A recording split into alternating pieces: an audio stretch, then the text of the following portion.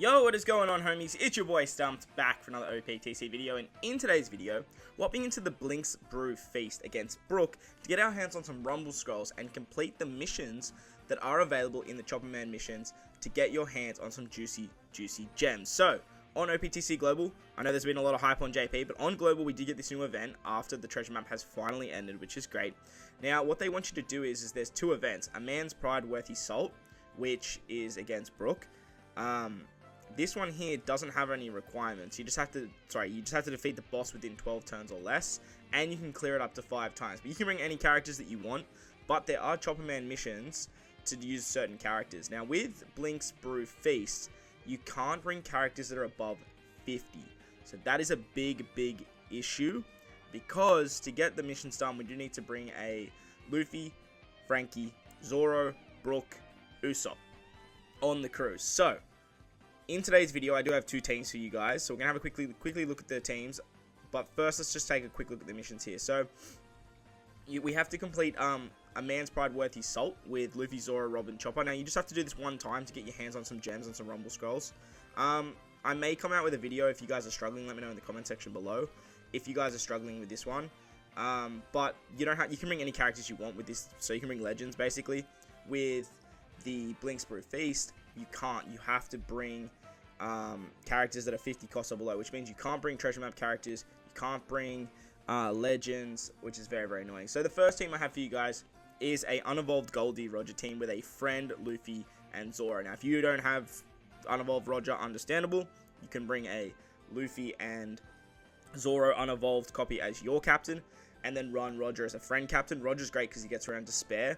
But if you can't find a Roger, you could also bring Shanks' crew as your friend captain, and then you can replace the Dreadnought Saber. With my team, I am using the Dreadnought Saber because I wanted to make it a little bit different to my other team that I have for you guys. So the Dreadnought Saber is great to get around the resilience at the end. Roger removes the despair. He's also an attack booster for the stage against an army, which is awesome, and a 5x captain. Can't forget that. We have Pirate Rumble Usopp on this particular team. He gives cooldowns to strength characters and removes attack down by 5 turns, as well as doing blind, but that doesn't matter. Then we have Marco. Now, Marco's not boosted on this team, but he gives damage reduction. When you kill Nami on stage 4, she does a big end of turn hit, so you got to be careful. You need to bring damage reduction somehow. The next unit we have is Rare Recruit Brook. He rotates block orbs and his color affinity, which is great for the final stage. And with the support of Pedro, we can remove attack down and despair as well. We also have the support of Nami on our Usopp as well to show you guys there are other ways to get around the despair if you guys are struggling there and you can't find a friend Roger. Finally, we have the new Arena Franosuke. If you don't have him, farm him up. He's very good. He can remove attack down and despair, which is great for the final stage, but he's also really good against an army to remove defense down to 0 and be a conditional, which is the way I use him on this particular team. The next team I have is a Luffy Sanji captain, unevolved obviously.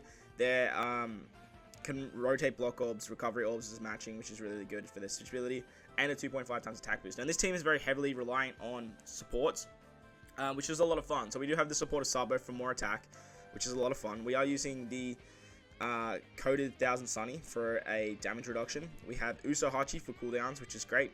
We have Franosuke for the final stage to remove despair and attack down, and then we have the support of Vivi to give color affinity. Now you can, if you don't have Vivi and you have Rare Recruit Red Leg Zeph, you can use Red Leg Zeph on Luffy Sanji if you want to as well. We're using the Colosseum Brook. He does a conditional against delay and delays, so it's great on the Nami stage. And with the Pedro support, once again, we can remove despair and attack down, which is nice. And then we've got the free-to-play Zoro, the one that came out with the Super Type Straw Hats. He's a Orb Booster for 3 turns, and then we can use the Koyoshiro support to remove the defense up. So that's another little way around the defense up there. But that's enough about the team, guys. Let's hop into the runs. For the first team, we are using the Goldie Roger and Luffy Zoro hybrid team. Now, because Goldie Roger's a slasher, it works really well. And for the first sort of 3 stages, you basically just want to stall out to get your specials ready to go. Because the Straw Hats are boosted, it isn't that hard. But because Goldie Roger and Marco isn't, you have to be doing a little bit of stalling to get their specials ready by stage 4 when we come against an army. So on stage 3, we come up against 3 lackeys. And basically what they do here is they remove our sound effects or special effects. And then if you don't kill them on the first turn, whatever characters are left, they actually put up a random orb barrier, which is not that annoying to get around because 2 of our units actually have barrier pen, which is the Pirate Rumble Usopp, as well as Franosuke. They both have barrier penetration, so you can get through this kind of easy. Plus, you can actually use this particular stage to stall if you do need some more cooldowns on Roger and whatnot. Now, the downside to using Luffy and Zoro, though, is 1-0 orbs. If you hit with color affinity, you're actually going to give yourself a 1-0 orb, which means you can't break the barrier. So just be careful when you are attacking these units, not to attack with color affinity. Otherwise, you will end up with a 1-0 orb, and that way you just won't have a chance of that character to break the barrier. On this particular stage as well, we actually want to use our Franosuke special, so that way we can actually get the carryover of the defense set to 0, and the 2x attack against defense down. Very important that we actually use his special here. We just need to be able to hit 2 perfects. So as long as you can hit 2 perfects, that way we can move on to the next stage against Nami, set her defense to 0, get a conditional boost against the defense down, and take her out in 1 turn. So as you guys will see here, I did get quite unlucky and I didn't actually get an orb there. So I just sort of passed a turn, threw away all the orbs that I did have, and just did another reroll. So when we finally got the orbs right, I popped the Franosuke special. That way I can get the carryover effects. Franosuke does wipe all your positive buffs. That is something to note if you are using this unit. He's very, very good for this, and I would highly recommend using him, as he's probably the best Franky. Yeah, he's probably like one of the best Frankies in the entire game now that I'm really thinking about it. But make sure you use his special in this particular turn here, hit your 2 perfects, and then move into the next stage against Nami. Now, against Nami, she's going to cut your HP by 50%. She gives her self-defense up, and she reduces your recovery. When Nami dies as well, she does a big end of turn damage that's about 38k. So that's why you really want to bring someone to reduce the damage. And on this particular team, we have Marco. Make sure you have your 3 red units though, so that way make sure you are in your Luffy form before you use his special.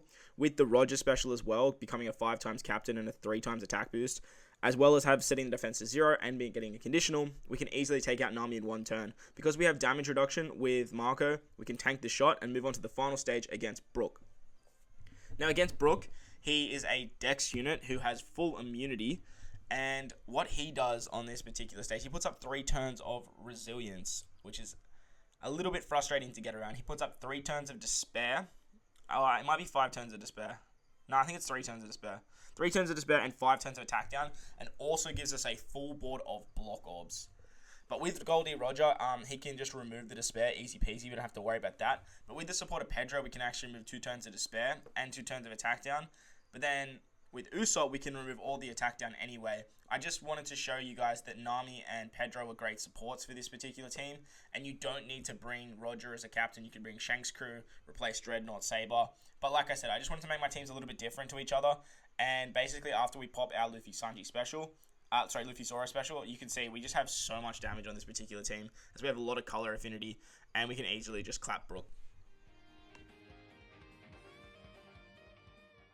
Moving on to the next team now, we are using Luffy Sanji with a friend Shanks' crew. Now, Shanks' crew works really, really well for this because of his end of turn damage, and obviously Luffy Sanji just being the amazing unit that they are, helps out quite a lot. Once again, we're just going to fast forward to stage 3, as we just basically want to stall on the first couple of stages, mainly to get the ship special. We need the coated 1000 Sunny ship special, so that way we can get the 50% damage reduction, but we also need Shanks' crew special ready by the Nami stage. As you can see, we can easily take out a few units here, and if you're good with your taps, you can do a lot more damage than I did. I hate the remove sound effects debuff that these guys give. It's probably my most hated debuff in the game. As mentioned in the first part of the video, if you don't kill these guys, they will put up a random orb barrier that will change every single turn. But as mentioned in the first team as well, we are using Franosuke once again. We are using him in a little bit of a different way to the first team. That's why I sort of justified using him again. But with him and Usohachi, they both have Barrier Pen, which can help you guys out taking down this particular stage. Now, ideally, before you move into the next stage, you want to be the quick variation of Shanks' crew. You want to switch into the Sai variation, so that way you can get a little bit more damage.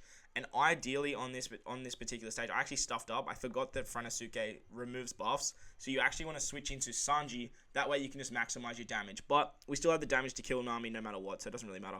On this Nami stage, she puts up 3 turns of defense up.